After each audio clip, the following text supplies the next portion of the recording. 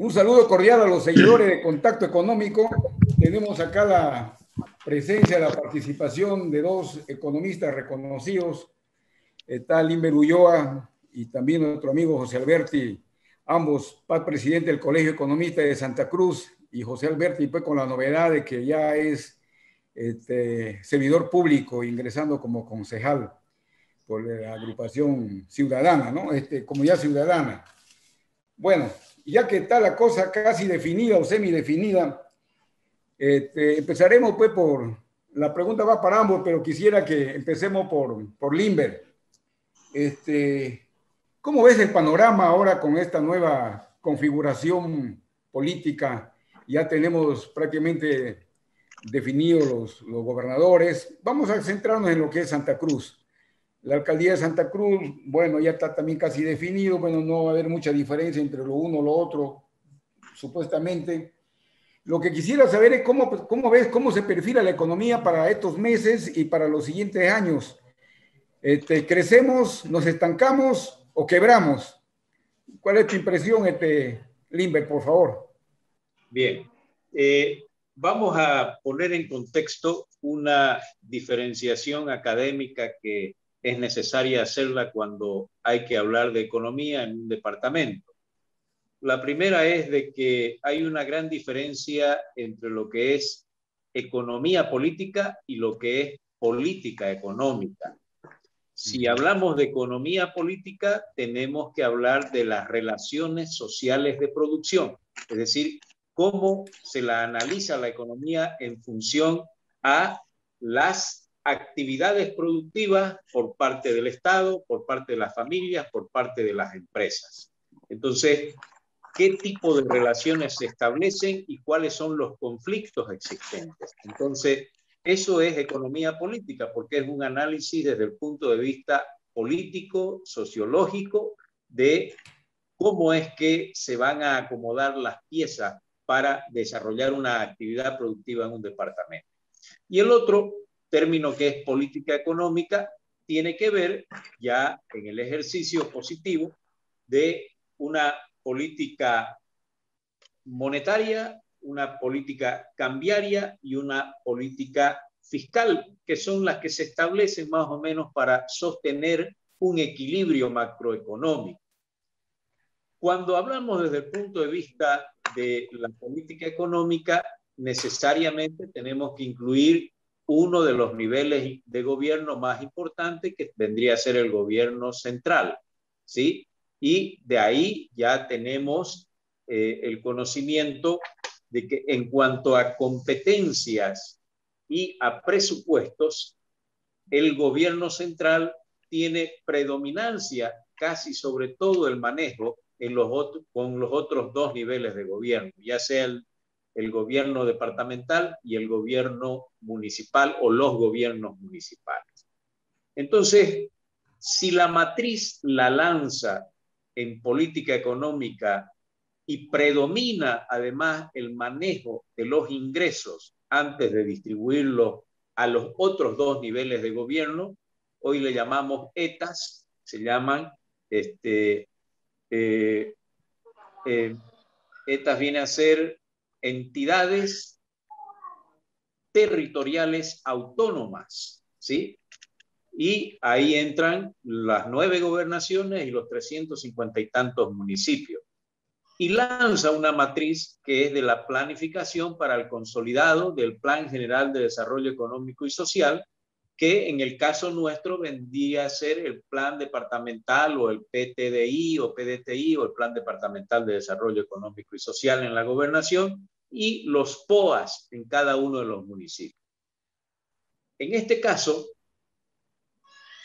vamos a dejar de lado el análisis de la política económica en función a lo nacional y me voy a centrar en lo que vendría a ser el departamento de Santa Cruz. Si toco la gobernación, la responsabilidad que tiene en este momento es el de volver a rescatar muchas de las competencias que han sido propuestas en los planes de gobierno por los candidatos a gobernadores, pero que en realidad muchas de ellas no son competencias del gobierno departamental, sino que son competencias del gobierno central. Estamos hablando de caminos, carreteras, hospitales de tercer nivel y en cada una de las áreas. Por eso es que cuando analizamos en el departamento de Santa Cruz, sí tenemos datos de que viene a ser el motor de la economía a nivel nacional. Manejamos una cifra, el número 28 de participación en el Producto Interno Bruto, 70% más o menos en cuanto a la producción de la seguridad alimentaria para todo el país, 28% más o menos de exportación entre todo lo que se exporta a nivel nacional. Entonces, viene a ser casi un tercio, ¿sí?, del manejo de la economía del país.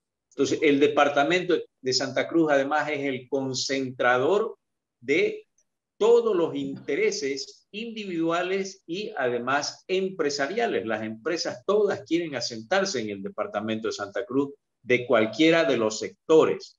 ¿Por qué? Carlos Hugo Molina elaboró a través de CEPAT un documento donde declara al departamento de Santa Cruz como el Arca de Noé. ¿Y por qué? Porque hay un área de cerca del 60% en el departamento de Santa Cruz donde se puede realizar actividad productiva y comercial los 365 días del año.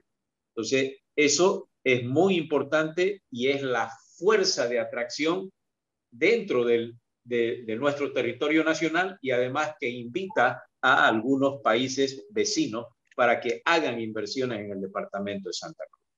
Entonces, como ya sabemos de qué es el motor de la economía, ya sabemos que incluso muchas veces lo hemos bautizado como el modelo de desarrollo cruceño y que está basado en la agropecuaria, en la agricultura, en la minería y en los otros sectores, incluidos servicios y turismo. Entonces, vemos de que es un potencial, pero ese potencial, lamentablemente, desde el punto de vista político, ideológico, ha tratado de ser estrangulado, ¿no es cierto?, por los intereses políticos nacionales, como ha sido el caso del movimiento al socialismo. ¿Por qué? Porque una fuerza económica, ¿no es cierto?, y que tenga un pequeño desarrollo político, se impone y le quita, si ustedes quieren, autoridad y competencias al gobierno nacional y también le quita el tema político.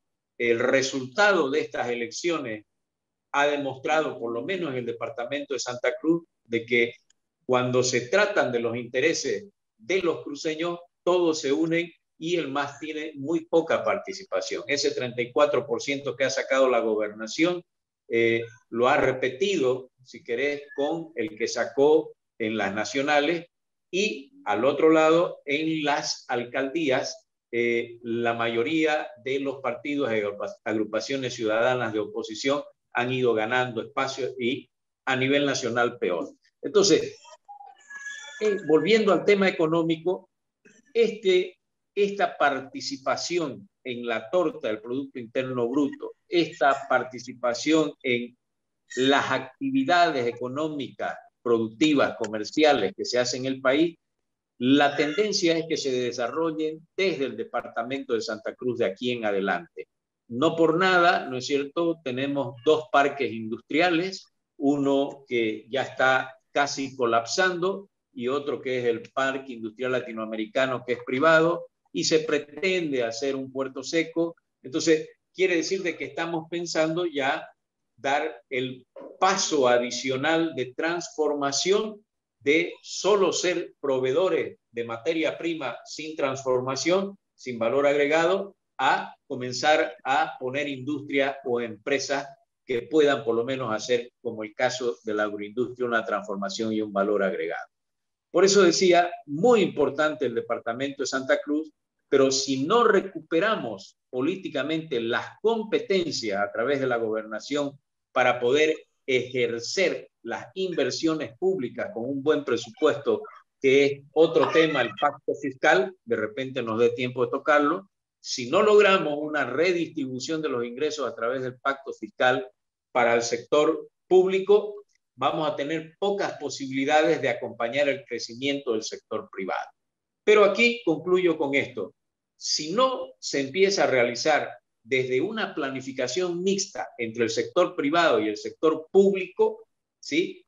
Vamos a equivocarnos de camino, porque el éxito en el departamento de Santa Cruz, donde la mayoría de la actividad es privada, necesita el apoyo y la planificación mixta con el sector público, tanto en la gobernación como en los gobiernos municipales, en función a su vocación productiva de cada uno de los municipios, para que se pueda desarrollar esta APP, Alianza Pública Privada, que es lo que en otros países ha demostrado que acelera el proceso de desarrollo. Por ahí yo empezaría poniéndole un poquito de caldo a la sopa, estimado Harold. Ya, gracias, Limber. Algunos analistas, de repente un poco para defender al gobierno del MAS, dicen, no, ¿por qué tanto queremos el pacto fiscal? ¿Por qué tanto queremos esperar, digamos, seguir recibiendo cuando tenemos bastante cosas que nosotros podemos hacer acá, sin necesidad de esperar del gobierno central, podemos hacer acá en lo local, en lo departamental? La pregunta va para ti, José. En este caso, por ejemplo, ¿cuál sería? Obvio que la alcaldía tiene que hacer coordinación con el gobierno regional, gobierno nacional. ¿Con cuál de los dos le corresponde hacer una mayor coordinación? ¿Y en qué casos? ¿En qué casos con el nacional y en qué casos con el departamental, por decir? Gracias Harold por la oportunidad y por la invitación. Bien, puntualmente a tu pregunta, eh, creo que hay una corresponsabilidad, especialmente a nivel regional, tanto el alcalde de las diferentes alcaldías como el gobierno departamental, hacer fuerza y avanzar hacia, primeramente, yo creo que la emergencia ahorita para la distribución y redistribución de ingresos por coparticipación tributaria, regalías, IDH, es apuntar hacia el Censo Nacional de Población y Vivienda, que debería hacerse el próximo año. Y esa es una de las luchas que vamos a realizar mi persona como, no solamente como economista, sino también ahora como concejal electo.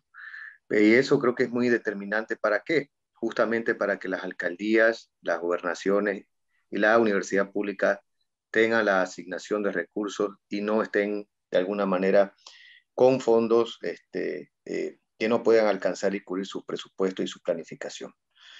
Y eso parte desde que en los últimos años no se ha ajustado esta distribución a Santa Cruz.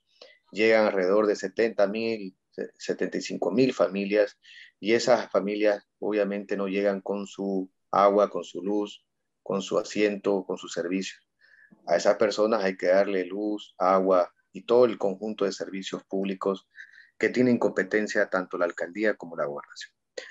Y seguidamente el pacto fiscal, obviamente eso es avanzar hacia una profundización de las autonomías, desde la perspectiva de que especialmente el gobierno departamental y el municipio van a poder generar sus recursos en función a la búsqueda de cooperación internacional, buscar recursos internacionales, endeudarse para hacer proyectos de inversión pública y obras públicas más potentes, mejorar los sistemas de salud y educación.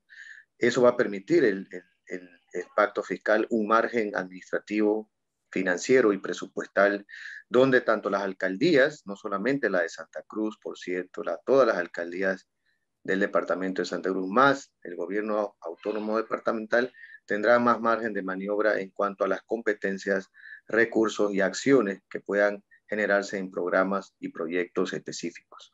Y eso es muy importante, profundizar en este contexto el proceso de pacto fiscal, ¿no? Básicamente esto nos va a dar más margen en cuanto a la política pública y al diseño de posibles proyectos y programas que podamos hacer en favor de la gente. Y eso es muy importante. En ese entendido, nosotros desde la alcaldía, cuando estemos en el consejo, vamos a pelear para que se avance en el mediano y largo plazo un conjunto de elementos para que se concrete un pacto fiscal. Gracias. de repente, Limber, quieres agregar algo, pero a continuación ya me va respondiendo la siguiente pregunta. Hay grandes proyectos que son, que están en carpeta y que siempre han sido la esperanza de Santa Cruz, como es, por ejemplo, Puerto Bush, Mutum, el proyecto Rositas, bueno, inclusive la misma hidrovía Paraguay-Paraná, que si bien es cierto actualmente está vigente, pero hay que hacer inversiones, hay que dragar, porque hay ciertas épocas del año en la cual el se estanca, ¿no? Entonces, porque las aguas bajan, entonces hay que hacer inversiones. A tu parecer, ¿cuál de todos estos proyectos debieran tener prioridad, Limber? Bien. Me decía un profesor en portugués, yo lo traduzco, la limitante de todo proyecto, por más espectacular que sea, es el presupuesto, ¿sí?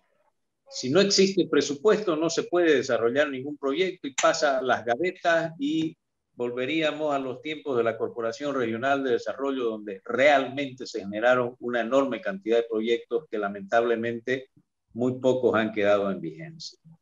Por lo tanto, yo parto al revés, ¿sí? Si no existe el financiamiento garantizado, es muy difícil echar a andar un proyecto. Santa Cruz tiene proyectos estrella, yo les llamo megaproyectos, Rosita, Mutum, ¿sí? Solo por mencionar dos, Puerto Bush. Entonces, estos proyectos, lamentablemente, si seguimos esperando que sea el gobierno el que los licite y el que los adjudique a nivel internacional o nacional, nosotros en el departamento de Santa Cruz estamos perdidos y vamos a seguir esperando hasta los tiempos inmemorables. Por eso es que más bien se ha planteado de que Santa Cruz tiene un privilegio de tener en la espalda, si queremos, a un mercado tan grande como es el de Mato Grosso y Mato Grosso del Sur, ¿sí? Que es Brasil, la frontera con Brasil. Y si tú te das cuenta, Paraguay es uno de nuestros socios estratégicos en la salida a Puerto Palmira y al puerto de Rosario, ¿no es cierto?, por el río Paraguay-Paraná. Por eso es que debemos más bien preocuparnos en cómo restablecer, ¿sí?, la geopolítica estratégica para que en un enclave con estos países vecinos podamos desarrollar algo que nos conviene a ambos y que se hagan las inversiones incluso público-privadas en ese sentido. ¿Por qué?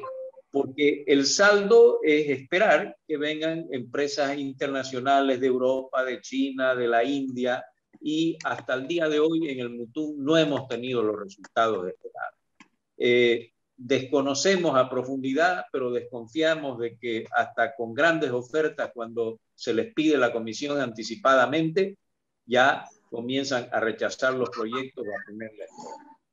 Entonces, acá creo que en la gobernación lo más importante debe ser cómo buscar fuentes de financiamiento adicionales, porque si yo comparo la gobernación de Santa Cruz, creo que debe haber un cambio radical. Primero, buscar las fuentes de financiamiento, hacer la gestión para poder captarlas. A nivel internacional, hoy con la ciencia, la tecnología, la información y la comunicación, incluso es más fácil establecer las relaciones sin necesidad de viajar, solamente para sellar acuerdos y canalizar todo tipo de financiamiento que necesitemos para desarrollar estos proyectos.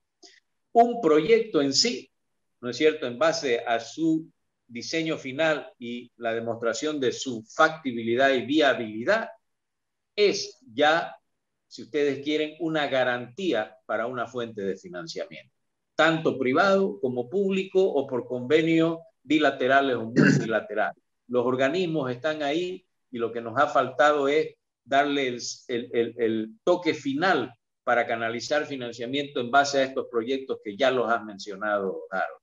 Pero ahí yo más bien digo, la gestión que se debe hacer ahora es primero determinar la geopolítica estratégica de hacia dónde o por dónde vamos a sacar nuestra producción, hacia dónde vamos a vender, hacia qué mercado vamos a vender. No necesariamente tiene que ser a China o a Europa, se puede vender acá, pero competitivamente los precios no nos dan, ¿no es cierto? Porque hay que hacer todo un trabajo internamente. Yo quería citar solo un ejemplo, el precio del hierro del Mutum, ¿sí? El precio del hierro del Mutum oscila entre 126 a 176 dólares la tonelada, pura, bruta. Si yo hago un netback al puerto de Tianjin, ¿no es cierto?, en la China, comienzo a restarle a esos 176 dólares todo lo que es logística y transporte y mi precio da entre 10 y 12 dólares la tonelada. Y al lado, ¿no es cierto?, está vendiendo Urucum a 9 dólares. Entonces, competitivamente no nos da, pero sí podemos vender más cerca a CEPAR, que es lo que se ha intentado hacer en su momento, y la logística y el transporte de ese netback disminuyen. Entonces, eso solo para hacer una comparación de que a veces estamos pensando en cosas demasiado grandes con países como China, como la India, y tenemos socios estratégicos naturales con los cuales podemos hacer negocio y podemos echar a andar la producción y la transformación. Llegar a siderurgia es lo ideal, pero miren ustedes, 2.000 millones de dólares tenía que invertir Jindal, invirtió cerca de 5 millones, le ejecutaron boletas de cerca de 28 millones de dólares y suficiente porque ellos pudieron hacer su negocio con la especulación en la bolsa de valores, solo con el contrato a través de acciones o títulos valores. Entonces, debemos pensar primero en cuáles son las fuentes de financiamiento que van a garantizar el desarrollo y la ejecución de estos nuestros megaproyectos. Gracias, Limer. José, de repente quieres agregar algo a ello, pero inmediatamente luego que agregas, mi inquietud es, o sea, puedes continuar con la respuesta. Mi inquietud es la cuestión del desempleo. Todos sabemos que con esta pandemia y todo, el desempleo ha aumentado. ¿Generar empleos es responsabilidad solo del gobierno nacional o tienen que involucrarse en esto también el gobierno departamental y el local? ¿Y a qué nivel le corresponde, por un lado? Y de Yapa, ¿cómo es lo que ustedes van a solucionar o se solucionaría el problema de la informalidad? Yo quiero partir, Harold, de una idea muy importante que a veces es mal interpretada por los economistas. Probablemente, y hablando particularmente de Santa Cruz, y ahora que se da una nueva visión y nuevos liderazgos, quiero compartir con vos esa visión que tenemos. Probablemente si a algún economista le pregunta, y dado que Santa Cruz tuviera muchos árboles o mucha riqueza forestal, probablemente un economista diría exportemos o fabriquemos árboles, ¿no? Exportemos árboles. Y si le preguntas a otro, probablemente diría hagamos muebles, ¿no? Hagamos los mejores muebles del mundo. Pero si me preguntas a mí, yo diría hagamos calculadoras. En vez de árboles o en vez de troncas y en vez de muebles de madera. Esta visión que comparto es de alguna manera fundamentada en el proceso de desarrollo económico y social de los países en desarrollo, justamente tienen esta idea. Esta idea especialmente en el tema de profundizar y avanzar en cuanto al conocimiento productivo. Ahí está la riqueza de las naciones. Si Santa Cruz en este momento lidera no solamente la producción, sino el conocimiento productivo, es decir, el saber hacer, el know-how, es porque tiene mucha gente especializada en diferentes áreas del conocimiento productivo, tanto técnico como profesional. Y esa es la raíz y la naturaleza de nuestro liderazgo, aquello que algunos llaman locomotora. En ese sentido, nosotros más allá de promover, obviamente, sectores tradicionales como la agropecuaria, la agroindustria, debemos avanzar a otros sectores asociados con el conocimiento y particularmente con los servicios. Santa Cruz como ciudad debe especializarse y dirigir su conocimiento y sus esfuerzos hacia este sector de los servicios. Servicios empresariales, servicios financieros, servicios profesionales, servicios en educación, en salud y otros tantos servicios que pueden hacer que Santa Cruz, como hoy, pueda seguir sosteniendo ese liderazgo en cuanto a crecimiento y conocimiento particularmente. Y para eso es central que discutamos y que reflexionemos por el tema de educación. La calidad de educación en Santa Cruz en los últimos años no ha estado al nivel del promedio no solamente a nivel de ciudades como el eje central o el Tarija u otras, sino que muy lejos de otras capitales sudamericanas y latinoamericanas.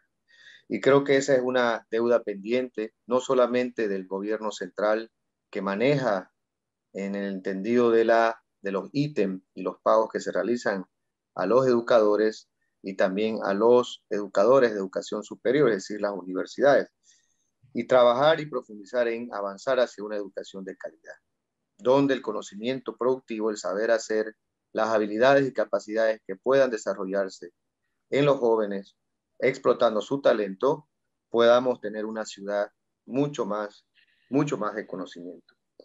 Y es por eso que nosotros, al menos desde mi perspectiva, más allá de pensar en el Bitún, en Puerto Bulls, en Habirubiru, que son proyectos importantes que deben de alguna manera avanzar, yo creo que me concentraría especialmente en el corto plazo para generar especialmente dinamismo económico y con eso ingresos y empleos a la familia.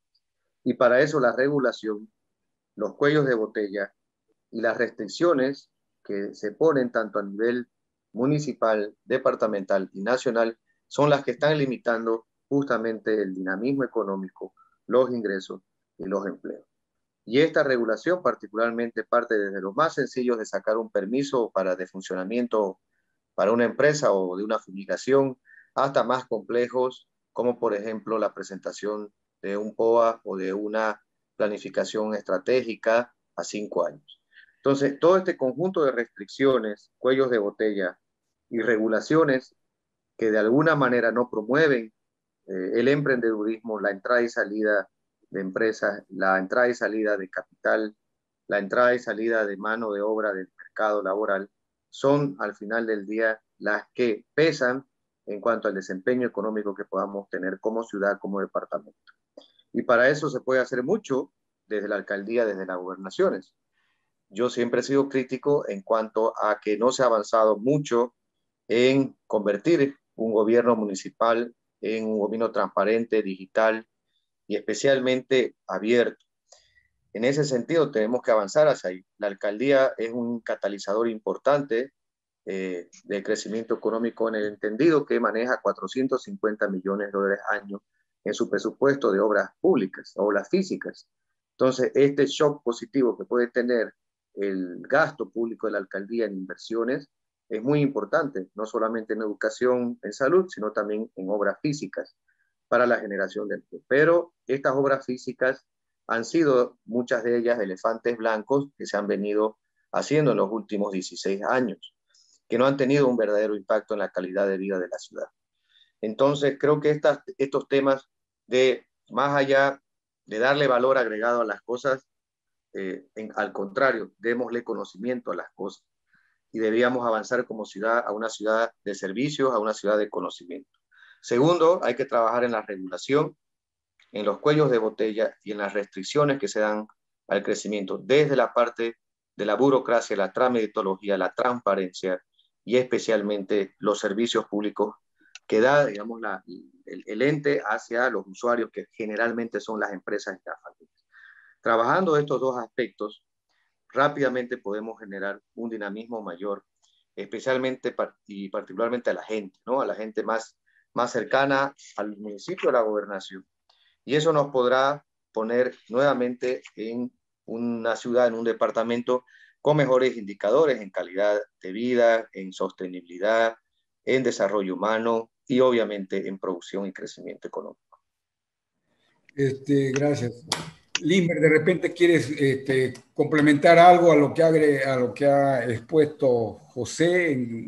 ¿Coincides o discrepa de repente algunas cosas que ha propuesto? Más bien lo aplaudo a José, porque de verdad que con estos recambios es que se puede comenzar a repensar la forma en que se desarrollaba la gestión pública en el municipio de Santa Cruz. Desde Percy Fernández, continuó con Johnny Fernández, ¿no es cierto? Y hasta Angélica Sosa, un culto al cemento, ¿sí? Un culto al parte del presupuesto, casi 70% estaba en infraestructura. Y él está haciendo mención de que hay que tocar nuevamente no solo el desarrollo humano, sino principalmente el puntal de la educación.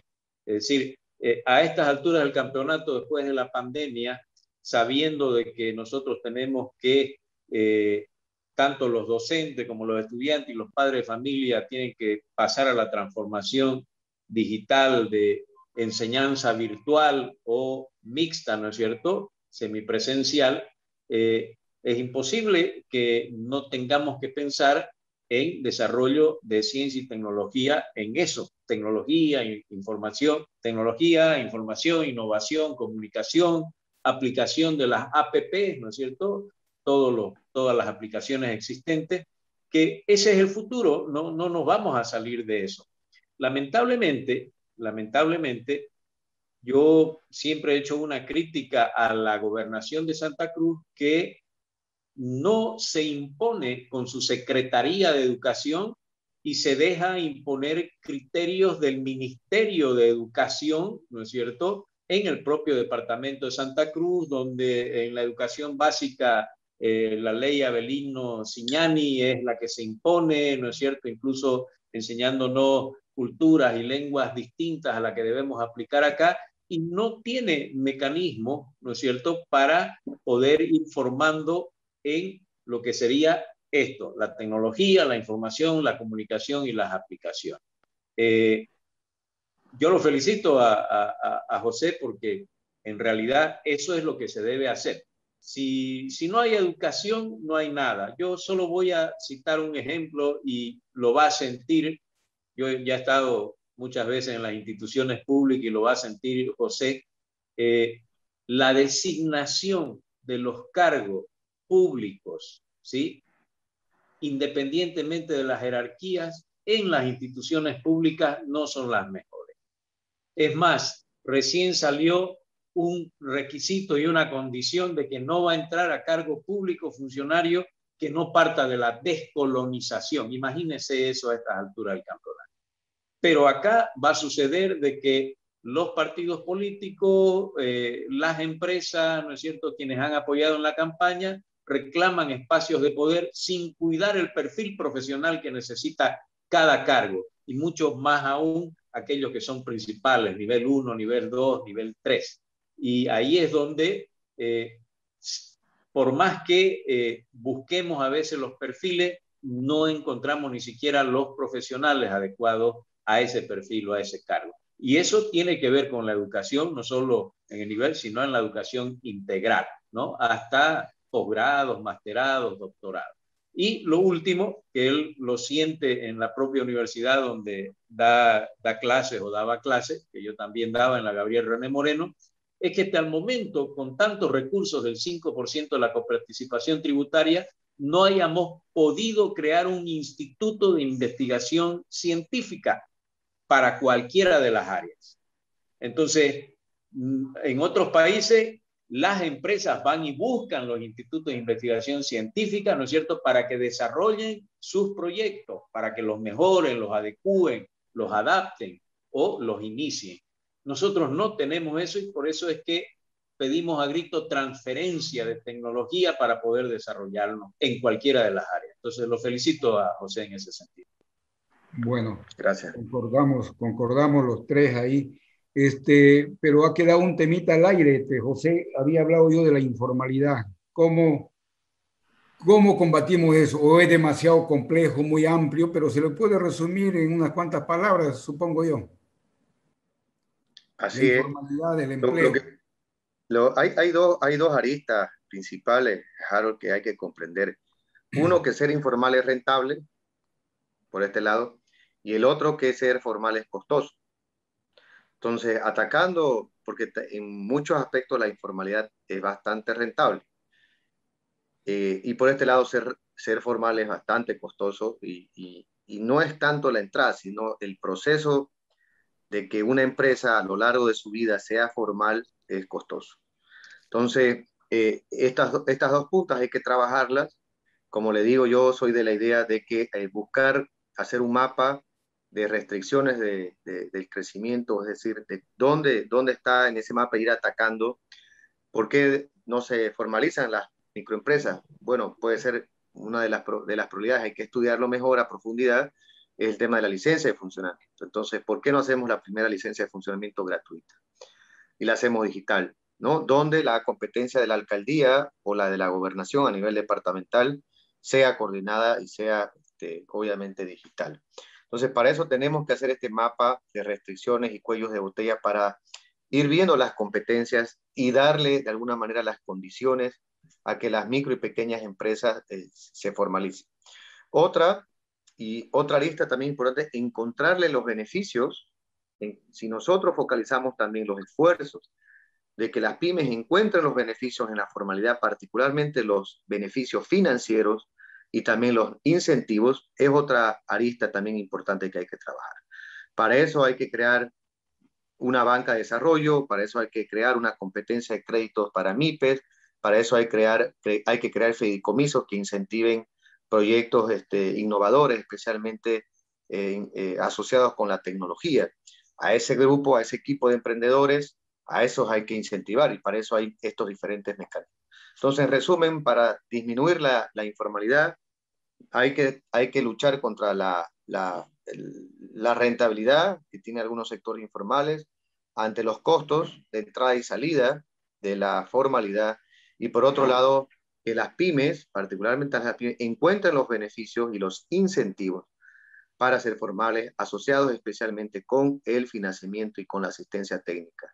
Toda empresa formal o micro o pequeña empresa que entra a la formalidad debería tener mecanismos de apoyo, de asistencia técnica y además de financiamiento y acceso a capitales, especialmente de fideicomisos y otros ayuda externa. Esos beneficios de la formalización podrían disminuir la informalidad. Yo creo que eso hay que atacar y creo que en esta parte la alcaldía también puede jugar un rol muy importante.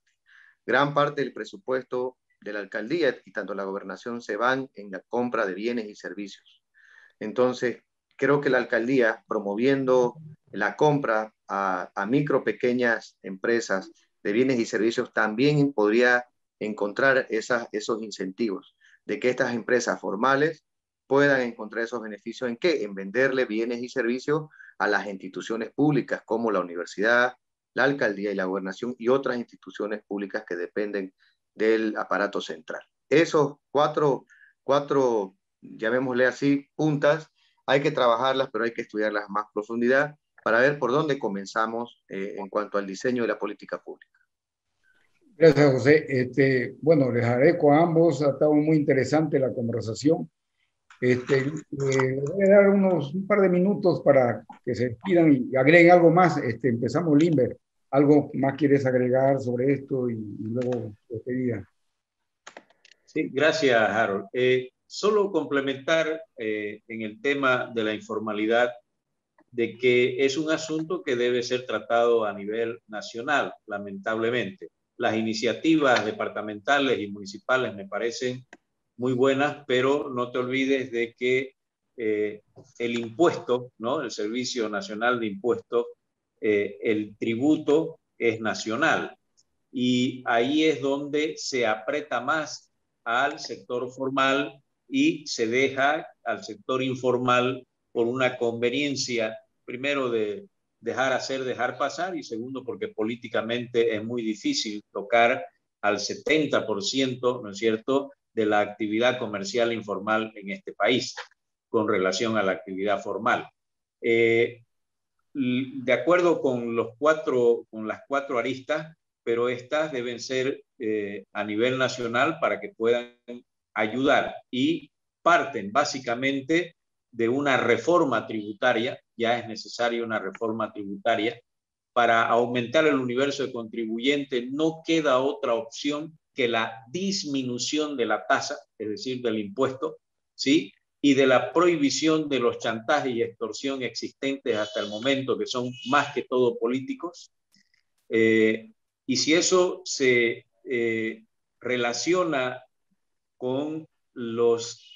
En realidad la gobernación no cobra muchos impuestos, pero con los municipios, los impuestos de viviendas y vehículos, que también tienen que hacer su parte.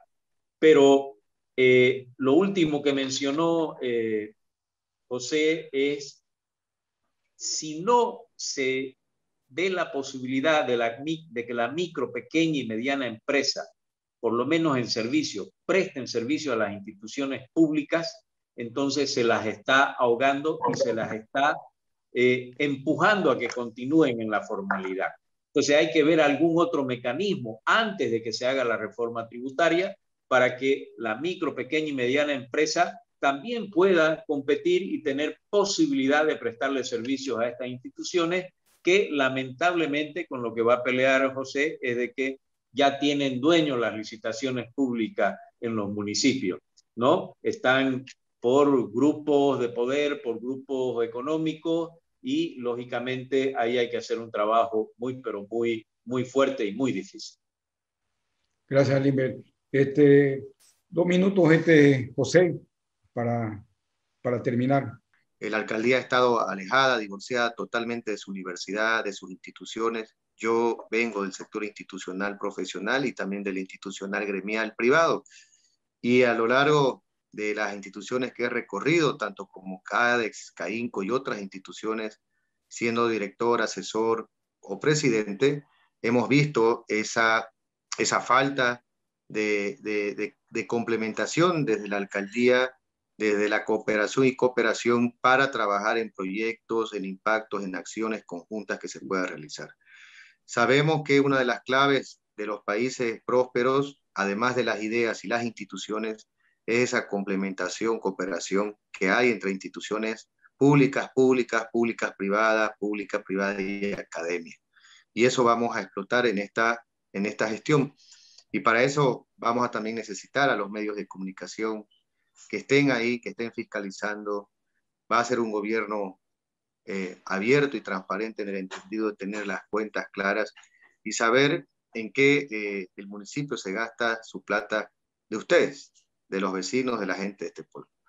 Eso, Harold, y bueno, un saludo cariñoso a Limber, a usted. Estamos al servicio de nuestro pueblo y bueno, vamos a trabajar. El compromiso, como siempre, es de trabajo. Bueno, te auguro muchos éxitos, José. Eres un tipo bien metedor, caramba. Te va a ir bastante bien y gente así necesitamos pues en las entidades públicas para darle ese vuelco que tanto estamos esperando. Gracias a ambos.